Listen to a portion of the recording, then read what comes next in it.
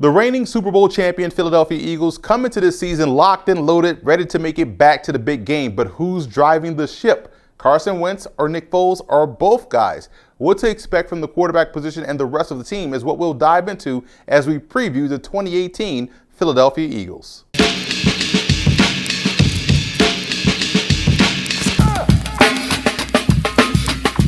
We'll kick off this preview by taking a look at some of the top storylines heading into the season as we go into our 4-minute offense.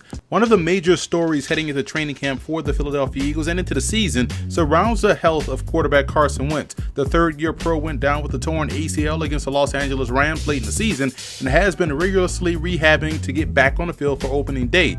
The team would love not to rush Wentz back too quickly. We've seen how that can play out with mobile quarterbacks, guys like RG3 and Dante Culpepper being recent examples. What makes this situation unique is that the Eagles went on to win the Super Bowl with their backup quarterback Nick Foles, who played lights out in the NFC Championship game and in the Super Bowl. So they know Foles can hold it down until Wentz is fully healthy and mentally ready to trust that knee as if he never injured it. With that said, Wentz has been making a lot of progress, enough so that he took part, albeit in a limited capacity, during minicamp and seems to be on pace to start week 1. But this will be something to keep an eye on during training camp and into the regular season, because if Wentz opens up the first quarter of the year shaky, then we may see Foles find his way onto the field. When you win the Super Bowl, both college and pro teams want to snatch up coaches from your staff. That's exactly what happened to Philly this offseason, as both Frank Reich and John DeFilippo are now with new teams. Reich is the head coach with the Indianapolis Colts, and DeFilippo is now the offensive coordinator with the Minnesota Vikings. The Eagles promoted Mike Groh to lead that offense after he was a wide receiver coach last season, and the reason why you want to promote from within is for continuity purposes, and that bodes well for this offense that caused a lot of problems for opposing defenses last season. Now the question is, what changes or new wrinkles will Groh toss into the mix, and will there be an adjustment period for him and this team, as we all know that play calling is a much different animal. One of the biggest battles to watch during training camp will be in the backfield. Philly boasts an impressive collection of talents with Jay Ajayi, who came over in a trade from the Miami Dolphins in October, Corey Clement, who was the star of the playoffs in my opinion, and let's not forget both Darren Sproles and second-year back Donnell Pumphrey returned from injury, and Wendell Smallwood still factors in the mix as well. There's only one football, and the Eagles proved last year that there isn't a lead dog, so to speak, so who gets the bulk? How will they divvy up the touches? That's going to be what I'll be mainly watching during the preseason. What made the Eagles such a force last year, and going into the draft for that matter, was that this team was extremely deep on both sides of the ball. They didn't have any gaping holes, so to speak. However, there is one spot on this defense that still has some question heading into camp and the season, and that's the linebacking core. Not that they don't have talent. Both Jordan Hicks and Nigel Bradham are really good players, but because they moved on from Michael Kendricks, who was uber productive last year, and now that leaves a huge question mark at one of the spots at a position that's pretty thin from a depth perspective. Now, they do have a lot of trust and confidence in young players like Nathan Jerry and Camu Grugier-Hill, but we'll see if those players will be up to the challenge, or will Philly go outside of the organization to find some help and depth at the second level.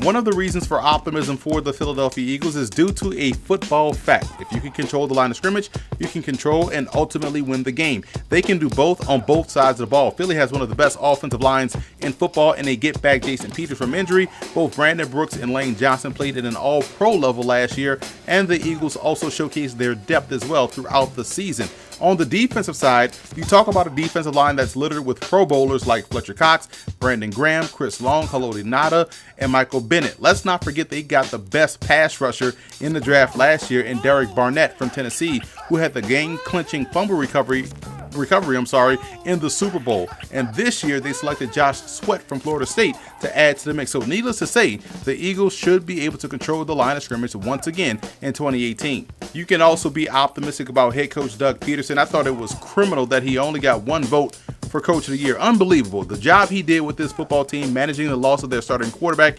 combined with the gutsy play calls throughout the course of the year, should have easily earned him that honor. So yes, as long as he's the head coach, you can definitely be optimistic about Philly. In football, you only have to win 2 of the 3 aspects of a game in order to win the entire game, and the Eagles were both phenomenal and consistent in the special teams department. Kicker Jake Elliott is within range once you cross the 50-yard line, and they also have one of the top coverage and return units in football. I also think that the perimeter depth on both sides of the ball is very impressive. The Eagles are deep at both wide receiver and cornerback, and they are deep with talent and not just Jags. Being deep at positions allows you to be fresh, number one, and second, it allows you to keep the pressure on the opponent throughout the game. We've already talked about one of the causes of concern with this team, and that revolves around the linebacker position. Again, 2 of the 3 spots are solid, but the goal will be to secure the 3rd spot and find good quality depth at the 2nd level. Another potential cause for concern would be with the 2 top assistant coaching changes on offense. What could be disrupted as a result? The Eagles were a well-oiled machine offensively last year, and now you disrupt that groove in the offseason. Granted, like we talked about earlier, Mike Groh is an in-house hire, so there shouldn't be that much of a drop-off, but there will still be an adjustment period that we won't likely see until the season kicks off. Here are some quick takes to keep an eye on during training camp. I look at 2 potential breakout candidates for 2018 in tight end H-back Billy Brown and defensive end Derek Barnett. Brown was on the practice squad last year and is cut from the same cloth as former Eagle Clay Burton. I think now with the opportunity to play within his offense, he should become a matchup problem in the passing game. And I had a higher draft grade on Barnett than I did on Myles Garrett, so I thought the Eagles got a steal with him last year. He proved his worth in spurts last year and should be ready to fully blossom as the full-time starter on the edge. Looking at some training camp surprises, and I think people will be shocked, or reminded I should say, of how good Donnell Pumphrey is as a running back. The FBS all-time leading rusher was banged up early in camp during his rookie season and never really got healthy. He's more Jay Ajayi than he is Darren Sproles, and people will be shocked at how good he is of a downhill runner. Also, undrafted free agent Joe Osman out of Central Michigan will definitely raise some eyebrows with his play. He's one of those guys that just makes it happen out there on the field and plays above the testing numbers. He could end up being what the Eagles are looking for from a depth perspective at outside linebacker. Rookie impact candidates for the Eagles are Dallas Goedert and Jeremy Reeves out of South Alabama.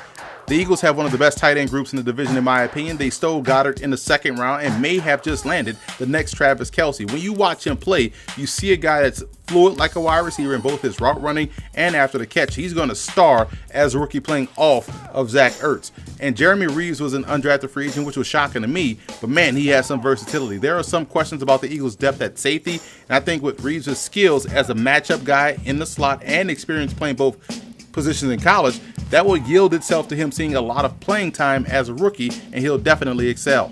Now, from a fantasy football perspective, the Eagles' main guy that I would target would be Nelson Agholor. I like touchdowns, and I like touchdowns being scored in a multitude of ways, and in my opinion, that aptly describes a 4th-year playmaker out of USC. The road to the Super Bowl for the Philadelphia Eagles goes as follows. First, their defense and special teams have to dominate as it did last season. Philly was excellent on both fronts in 2017 and seemed to have gotten better on both this offseason. And the quarterback situation has to shake out as it did last year. In a perfect world, Wentz would be healthy enough to go right away, and we wouldn't even see Foles hit the field this year. But we know nothing ever goes according to plan. Case in point, the 2017 Philadelphia Eagles. So if we do see both quarterbacks this year, they just have to remember it's all about efficiency. And finally, the tight ends have to become a major problem for opposing defenses. They have 3 talented receiving options at their disposal. Most teams barely have 1. The Eagles have 3, and if they can become a matchup nightmare each week, it'll open up everything else offensively, and they can find themselves back in a big game at the end of the season. I have the Eagles finishing 2nd in the NFC East. They'll make the playoffs, in my opinion, on the strength of their defense and special teams alone. The offense will be able to create ways to move the football down the field, and if they can still carry that element of both surprise and execution like we saw in 2017, then that'll get them even further in the playoffs once again.